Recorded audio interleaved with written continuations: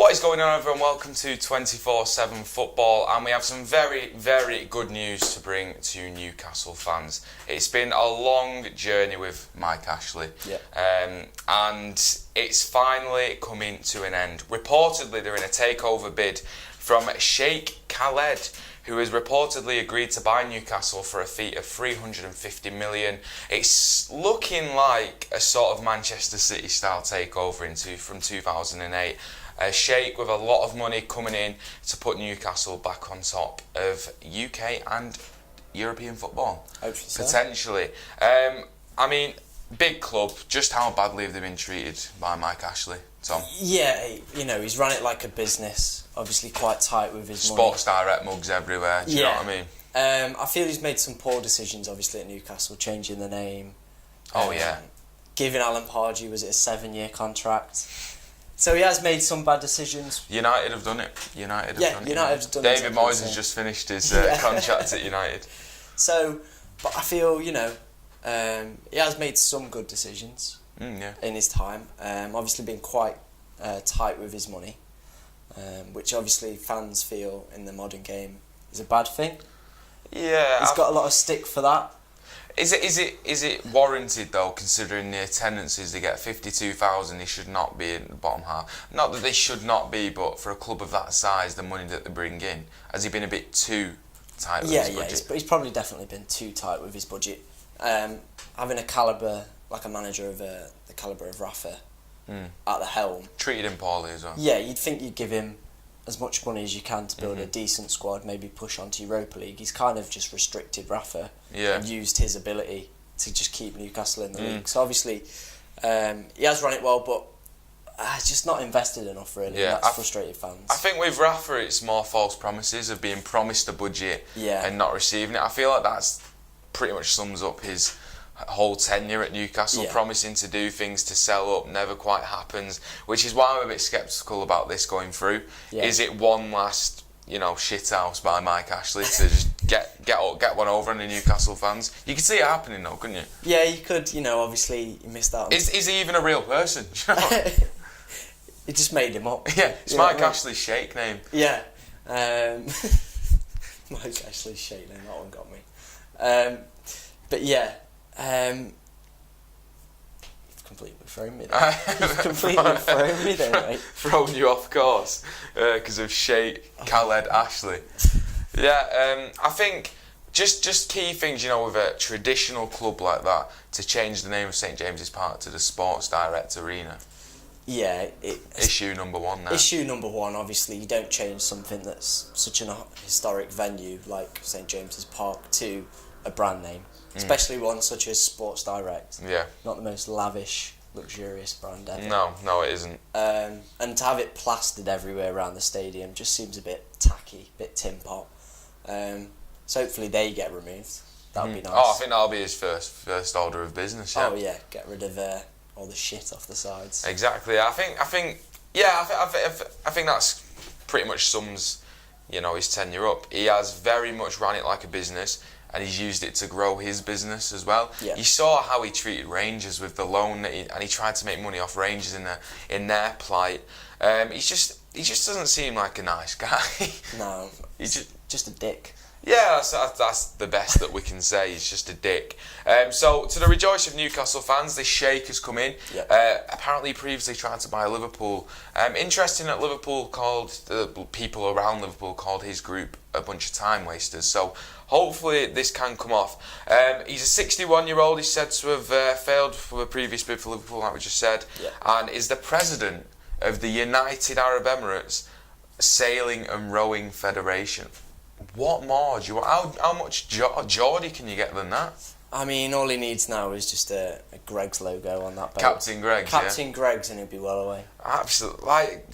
What a geezer. Do you know what I mean? 350 million, apparently it's not a lot of money for him as well. He's coming in with a lot of riches. One thing that could potentially hinder it is, FFP, things like that, You might have to do a bit of inflating of the old sponsorships. Yeah. See, we'll send you a pack. We'll show you how it's done, Newcastle.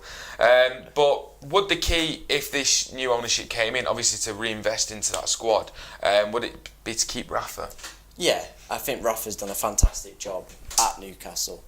Obviously, to get him back into the Premier League, first time of asking, and then to maintain the position, and not really be near the drop come the final few games. Obviously, they've been safe the past few seasons, and I think that's got a lot of credit's got to go down to him. He's obviously been working with pretty much nothing, so obviously a reinvestment in the squad, allow him to build a squad he'd love to build. Obviously, he's previously had money at Liverpool and it didn't quite go to plan. Obviously, he came close, but no real Premier League kind of glory with them. Yeah. So arguably, they're looking at that maybe with an air of caution. Yeah, they're a bit more advanced where City were when Man City got taken over. Obviously, Mark Hughes, manager at the time. Then, to be fair to him, they did give him time and money to invest, but Rafa's a different calibre to Mark Hughes, so I feel like he could be kept on. And if pressure's going to mount, he's going to have targets to hit. If he doesn't hit those targets, they'll just go out and they'll get a world-class manager. And this is what Newcastle fans can expect. But the drive and the infrastructure around the whole club will change, which I think is just a bonus for Newcastle. I feel like if this does come off, they're going to be on the start of an incredible journey. At one point, they were second favourites to sign Mbappe after the news, but it's not even gone through yet. No. They've not even bought it. It's just funny, that is, really. I don't think they'd be able to sign him either, obviously. Oh, we're having a genuine conversation. I don't see Mbappe going to Newcastle. No, like with FFP, obviously, that'd hinder it. I feel that maybe would be... Make a statement. Yeah, make a statement, but I feel it's like City with Robinho. Do you know what they've got to do? They've just got to go out and sign some absolute nobody for a big sum just to make a statement. Yeah. Andy Carroll's available on a free, but they should just buy him anyway. I reckon 50 I said million. That in the transfer video. You did say that, but this is going to be a statement. 50 million. Alright, he's already on a free, but Yeah, just pay him 50 million. That's it. But yeah, they just need to go out and make a signing. Who comes up with these odds as well? Who has actually put money on Mbappe to sign for Newcastle? It's got to be a Paddy Power thing, that has. It wasn't, no. Was it not? No, it wasn't. Was it actually... Betfred. Someone's having a joke there. No, but people are actually putting money on it.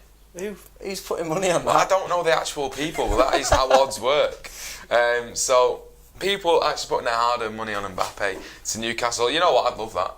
Yeah, absolutely love that. Class. Yeah, we'd have another oil club in the Prem as well. You know what I mean? We're getting a little collective going. Chelsea, Newcastle, Man City. Well, you can join the club Mansfield if you want. We'll stick to insurance, really. Oh, right, yeah, that's fine.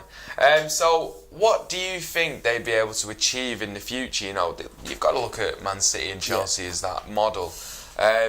If what is promised by the ownership does come to fruition, what do you think they could achieve?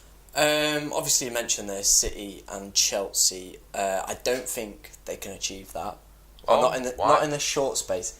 Mainly down to FFP. Obviously, when City's... Well, that was just brought in to stop these type of things from happening. Yeah. City's owners came in, spent lots of money. Same with Abramovich when he came to Chelsea.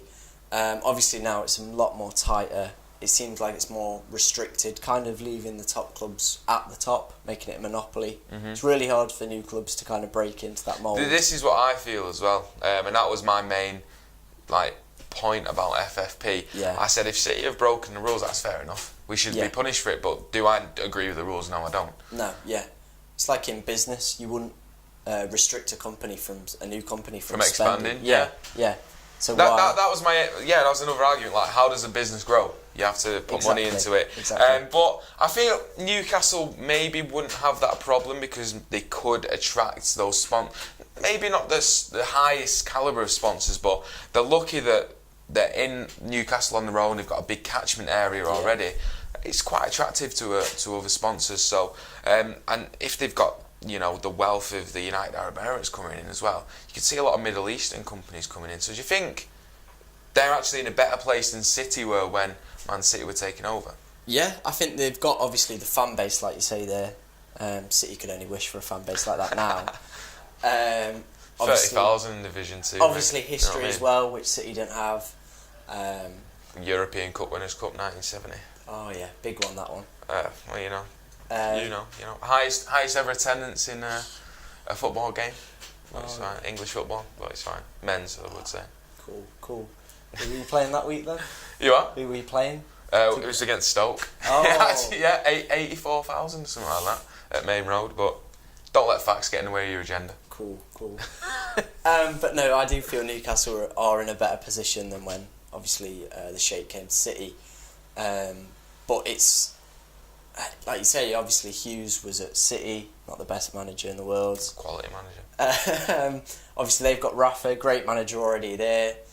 Squad he's worked with. It just probably needs a bit of investment, and they can start pushing on for a Europa League place. Yeah, I think you've hit the nail on the head there. I think they are in a better position from the Chelseas and the Cities when they were taking over. They've got that core fan base, 52,000 already. Yeah. They could expand on that if they wanted to. If they could quite easily, I could see them quite easily challenging for the Premier League within the next 10 years. Should this takeover come to fruition?